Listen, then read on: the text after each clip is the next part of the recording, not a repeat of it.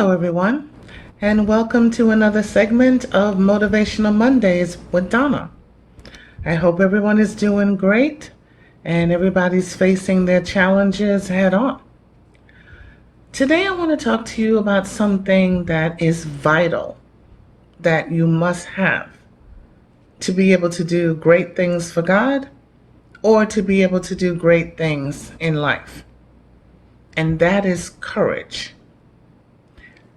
You have to have the courage to step out from behind the glass, from behind the curtain, to be able to do great things. Now, in the Bible, there are a lot of instances of people that did this, but there's four main people that I want to talk on today. Three of them briefly, one of them a little bit more. One of them is Moses. Moses, after he had killed one of the Egyptian people, went off into the desert and stayed there for 40 years. And God had to work on him and humble him and strengthen him. And when God spoke to him about the call he had on his life to be able to come and free the children of Israel, Moses took on that call. He had the courage to step up to the plate and say, yes, I'm going to do it.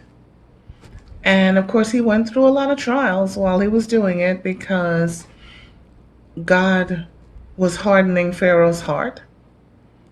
But eventually, he conquered. So Moses showed a great amount of courage, and he did this at 80 years of age when God called him to take care and go after the children of Israel. Now, you also have King David. King David, as a little boy, had a lot of courage to be able to go up against Goliath and conquered. And he used his own armor. He used the gifts that God gave him and his smooth stones to be able to conquer and defeat Goliath, and then eventually cut off his head. And that was a tremendous thing for the people to be able to witness, that this young boy, who even his father didn't believe he could be able to conquer Goliath, was able to. But he had that courage. And then you have Daniel. We all know the story of Daniel and how he got put into the lion's den because he refused to stop praying to God and still continued to pray 3 times a day down on his knees. And the king's people were watching him. That's the way they set him up, so that he could be destroyed because they were jealous of him. But he stood tall and stood courageous and stood confident that I'm going to continue to give my praise and worship to my God. And I know that my God will take care of me. And that's exactly what he did.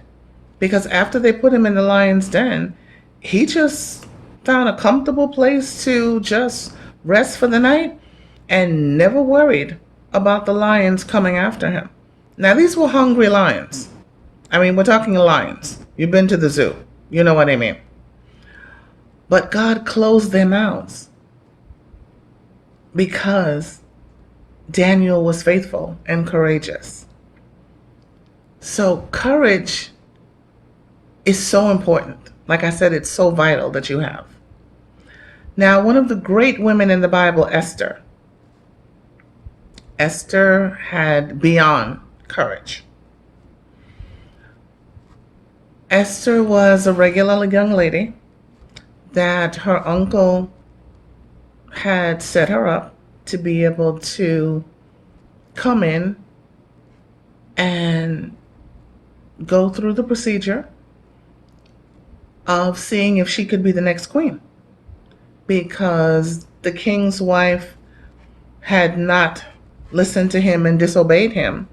And so the king's men told him that you're going to have to get a new wife, because if all the other women see what your wife did and they decide to follow in her path, then you're not going to be respected anymore.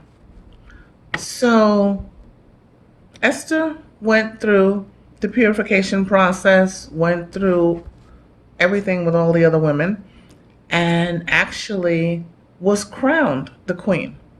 However, in that day and time, it was against the law to go in to see your husband, especially the king, unless he approved it.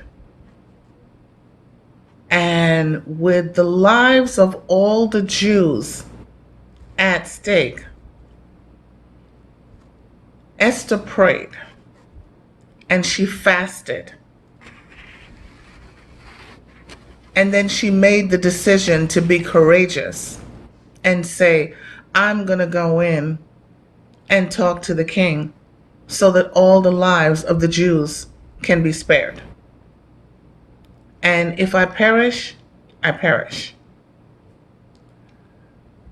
How many of us would actually be willing to put our lives on the line like that, knowing that there's a good possibility that if it doesn't go well, we would lose our lives? The only other person really is Jesus, who's did that for all of us. But Esther stepped out and she had that boldness, that courage to say, yes, I'm going to do this. And it worked out in her favor.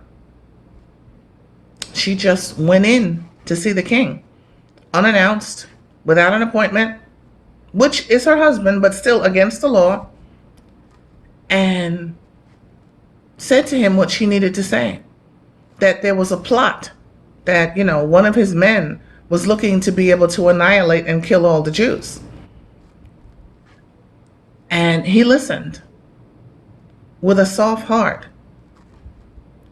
and made sure that all of their lives were spared.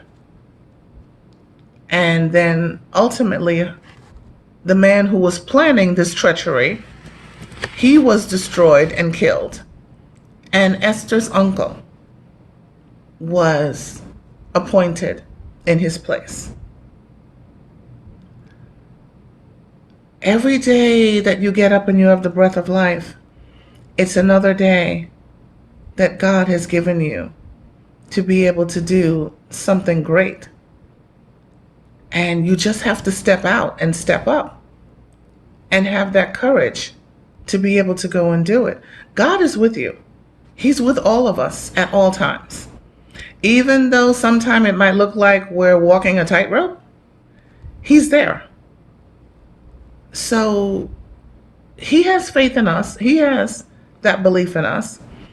And we have to have that faith and belief in Him and have that courage to just step up to the plate like a baseball player and then just smack it out of the park. Now, we've been closing our sessions, obviously, with gratitude. And there was an American motivational writer. His name was William Arthur Ward. And he wrote lots of articles that were published in magazines. And one of the biggest ones was Reader's Digest. And he actually said in his quote that gratitude can transform common days into Thanksgivings. It can turn routine jobs into joy and change ordinary opportunities into blessings. And honestly, that's what we all want. We want joy. We want blessings. So have that type of gratitude and have that boldness, that fierceness, and that courage. And just go out and conquer. Have a great week, guys.